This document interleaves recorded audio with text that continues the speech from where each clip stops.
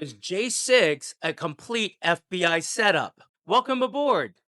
So, Jeremy, do you know about this story or what do you know about J6 so far? What I know about J6 is, there was a what do you call it, mini riot, mostly peaceful It was protest, a however you want to call it. mostly peaceful Um, protest. and it was, in my opinion, it felt not natural in that sense. So, something was wrong in It your mind. it definitely immediately it felt like that. It felt like there was some kind of weird thing going on. I mean, this impenetrable building, and somehow they're able to just get right inside.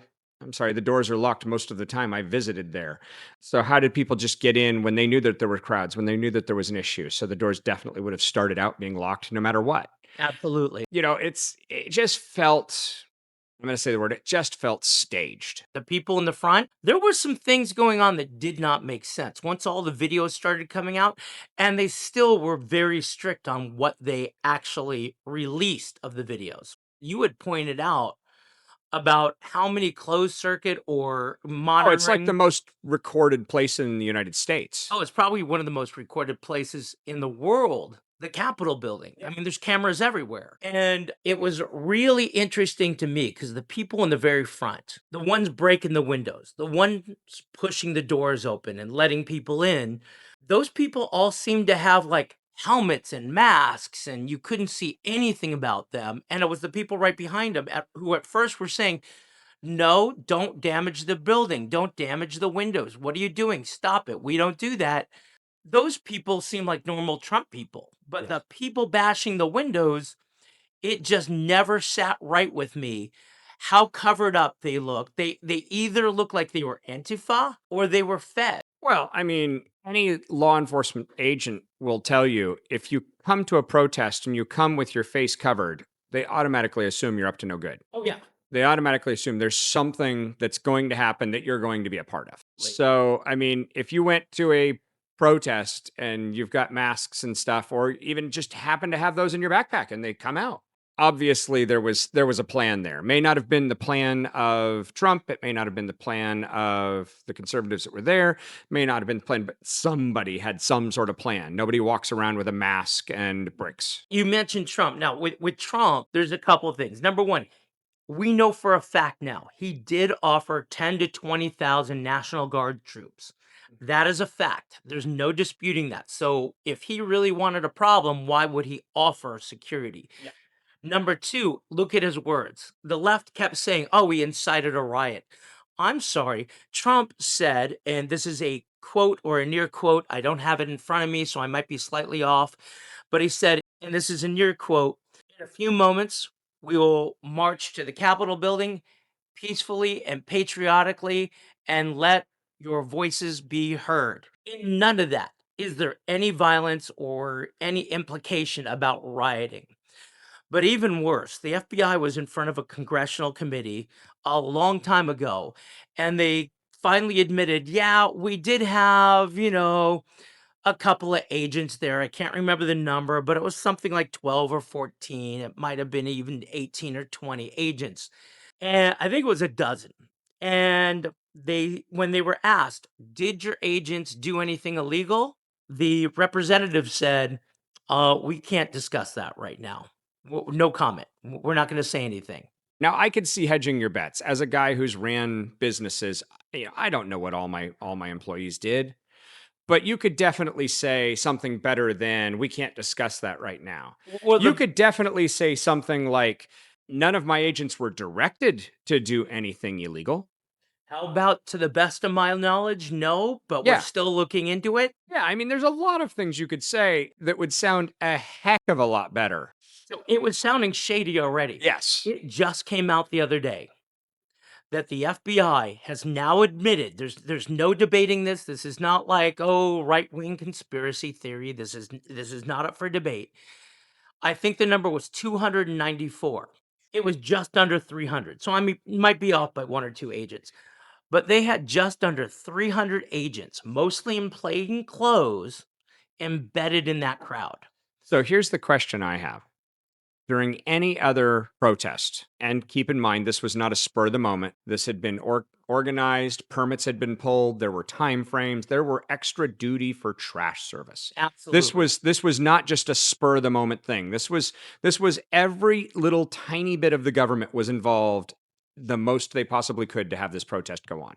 What is the number that the FBI would normally put in something like that? And what is the number of standard on call, on duty FBI agents for Washington, D.C.? I'd like to know those two numbers compared to the 294 number. That is an amazing question, and those are both amazing questions, and I think they need to be answered. Now, also keep in mind, not every agent is going to be a field agent. You need office building people, you Yes, need yes, personnel, everything. absolutely. So, what is the number of the field agents that would normally be in a crowd that That's size? what I mean. Yeah, you'd have to look at that. Now, the other thing too is, I mean, I can understand this being a presidency thing, so FBI would be involved, Secret Service would be involved. Yeah. But it's my understanding that it would be Capitol Police would be the ones that would normally be running most of this kind of protest. You know, that would be the ones in control of it, at least the large force. So the other question becomes, why so many FBI agents? Well, here's the other thing for me. If you originally say, well, there's like a dozen, whatever the number was, dozen, 2 dozen, doesn't matter.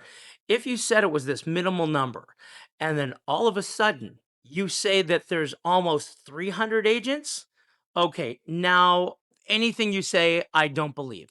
You, you, Absolutely. you could even be telling the truth. I'm sorry, I don't believe it anymore. And those agents were doing something. Now, a lot of people reported at the very front of the crowd, there were people with full face helmets, like motorcycle type helmets. You couldn't see their face. Many of the people bashing in the windows, in fact, most of them were those type people, where the people behind them were in Trump outfits. Their faces were showing. They're like, hey, don't do that. Don't bash in the window. Don't break down the door. Absolutely not. Don't do that. We don't do it. And the people breaking in the window were saying, no, we're going in. I'm sorry. This looks really shady. This looks like a setup. Well, yeah, I mean, that's been my take. It's almost impossible to get 30 students to do something together. Yet It's thousands true. and thousands of people to join in on something is harder than you think. So there had to have been some sort of orchestration. There had to have been some sort of percentage knowledge that this was going to go on. You don't show up to these type of events, especially considering the history of these types of events, geared up for a riot. Oh, absolutely not. And we do have video of like one guy fully masked, the whole bit, handcuffed behind his back. He's brought in by the Capitol Police. All of a sudden, once they're alone, the police take off his handcuffs and they start high fiving each other. You don't do that with somebody you just arrested. That tells me some shadiness was going on big time. And shadiness that you feel you're untouchable from. Let's face it, if your job is to bring me in and you know me and you're going to let me go, you're going to just, unlock the cuffs and move on type of thing, then you're certainly not going to call attention to this. You know what I'd like to touch? And I'd really like to touch it, Jeremy. It's the like and subscribe button. Oh, we're really pushing hard to hit 100 listeners, 100 subscribers. We're almost halfway there. We'd love to get halfway there. We would love for you to like. We would love you to subscribe. And how do you do that, Jeremy? There's some buttons down on the bottom. I'm pretty sure they're on the bottom. We would love have you as the next subscriber. But we would love to share our new sponsor with you. We have a great new ad from them. Let's hear it. Here it is. At Conservative Peaches, we take pride in everything we do, from our peaches to all the equipment used to get our peaches to you. Our escalators, elevators, and sound system never shut off unexpectedly. We don't believe in raising taxes, but we do believe in raising the flag. If we disagree with your politics, we're glad to have a friendly talk about it. And we won't ship bricks to your glass buildings. Our FBI, the Farmers Bureau of Irrigation, has never sent 300 undercover officers anywhere, and the director has never lied to Congress under oath, unlike some other FBI directors. At Conservative Peaches, we treat our employees well.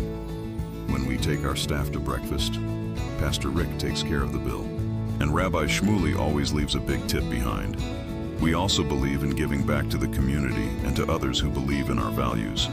That's why at Conservative Peaches we are proud to sponsor teachers in train stations. From their insight to their humor, we just can't get enough of Jeremy and Seth. So on behalf of the entire staff here at Conservative Peaches, we invite you to reach on down and hit the like and subscribe button for teachers in train stations. Because sometimes doing the right thing is easy to do. Conservative Peaches is an honest-to-goodness made-up company, and we're a completely made-up sponsor. But that doesn't mean you shouldn't go out and find yourself a beautiful conservative peach. And now back to our hosts, Jeremy and Seth at Teachers and Train Stations. We're glad to have you aboard. There you go. We really appreciate Conservative Peaches. They bought us some new equipment, got us a new laptop, got us some new mics. We're still learning to use it. We're still tweaking it out a bit. It's a challenge every day, but we really want to say thank you to Conservative Peaches. So, Jeremy, what about the people who are convicted of crimes? Now, many of them were pardoned, a lot of commuted sentences. I think it was way more pardons than commutations. But Well, if that's because it's they really, hurried up and sentenced them, didn't they? yeah, They put the they screws ran to them into. and they Oh, signed plea absolutely. deals and all that. But you know what? I think at this point, since they had 300 agents embedded, and I'm guessing some shady, shady stuff was going on, and entrapment going on, and the FBI set this up, I think all the J6 convictees, anybody convicted of a crime on J6, guess what? I think they have a lawsuit. Oh yeah, yeah, Big time. absolutely, I absolutely. I could see millions and millions of dollars being awarded. I think, it's funny whenever we talk about lawsuits and millions of dollars and that, I'm always reminded of a Mercedes lawsuit. I can't remember the details exactly, but a Mercedes vehicle had fallen off of a car hauler at a dealership. They'd slipped off and damaged the side, and the dealership had fixed it and then sold the car as new. Now, I heard about technically, the that. car was still new. It had been damaged in transport. It hadn't even been received by the dealership yet. So technically, it was still a factory damage, and that is still considered new. I mean, it's pretty extreme to fall off of a car hauler, but still, you get the idea. It Yeah. is kind of still a new car, even though it's been damaged. They repaired it, they did it correctly and everything. Well, anyway, it comes out later that it's happened, and this guy is pretty upset about it, and I would be too. You spend that much money on a car, it shouldn't be damaged, at least without disclosure. And it certainly shouldn't be sold as pristine as the one sitting next to it. Once you damage a car, it is never, ever the same. Yeah. And so, anyway, back to this, the guy was asking for basically the cost of the car. I mean, it wasn't even, I don't even think it was the whole cost of the car. I think it was just kind of like, what's the car worth now? I shouldn't have to pay that much for it, type of thing. Sure. And the jury came back, and it was like hundreds of thousands of dollars. And what it boiled down to was the jury felt that Mercedes was only fighting it because they didn't want to set a precedent. And so they wanted to win, not because of the value, but because they wanted to set a precedent that they could do whatever they wanted with these cars. And the jury felt that this was not right and that the gentleman should be compensated. But at the same time, they wanted to make sure Mercedes would never try it again. And so I want to say this was like in the 90s, and I want to say it was like $280,000 for this one car's damage to its fender. And I think the guy was only asking like 10 grand or something like that. And it was just a landmark case where it was so insane that they came back and upped the amount so much. And I think it's kind of that same way here. I think in this case, if this comes out, and I really do believe in my heart of hearts it's going to, I think that when this comes out, I think those people have a damn good lawsuit. And yes, it may be in the spirit of it or in the legality of it to replace just their legal fees, just their inconveniences and that. And maybe that does run it up into the hundreds of thousands. But I think it should run into the millions just to prove a point. Oh, just in lost wages, time, compensation, I'm sorry, I pain meant and hundreds of suffering thousands per people. I meant millions per per people. person. Yeah. Absolutely. Yeah, I agree with you. So, at the end of the day, FBI, you're not looking so good, and you've lost a lot of faith. I feel the same way. I feel that, I've always heard those rumors of J. Edgar Hoover and all these things, and now I'm starting at my advanced years here to realize that maybe I was in this fog of prestige and thought, and maybe it's always been this crooked and always been this horrible, and maybe I just never noticed. But I don't know. With that, I guess we'll say see you at the next stop.